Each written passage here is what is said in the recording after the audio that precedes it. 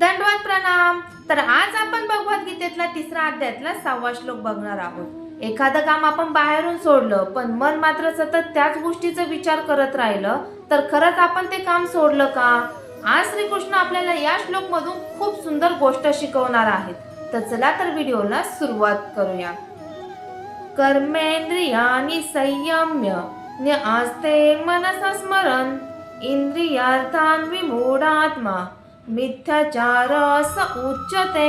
या श्लोकचा अर्थ असा आहे, जो मनुष्य आपल्या कर्मेंद्रियांना बाहेरून रोखतो पण मनात मात्र त्याच विषयांचा विचार करत राहतो तर तो स्वतःलाच फसवत असतो. म्हणजे फक्त एखादी गोष्ट बाहेरून सोडणं पुरेसं नाहीये. खरा बदल तेव्हा होतो जेव्हा आपण मनातून तिची आसक्ती कमी करतो.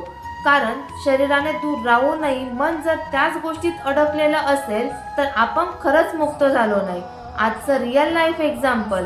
समजा एखाद्या व्यक्तीने ठरवलं की आजपासून मी मिठाई खाणार नाही.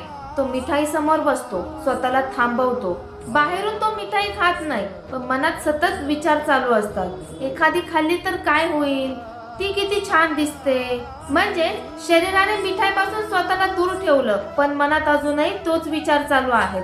श्रीकृष्ण सांगतात, संयम बाहेर नाही तो आपल्या मनात आहे. आजचा स्ट्रॉंग मेसेज. भगवद्गीता आपल्याला असं सांगते, दुसऱ्याला दाखवण्यासाठी शांत राहणं सोपं आहे पण मनातून शांत होणं हीच खरी साधना आहे.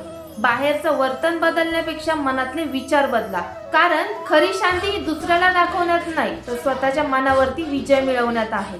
अशाच नवीन नवीन श्लोकसाठी माझा चॅनल सबस्क्राईब करा. दंडवत प्रणाम. जय श्री कृष्ण.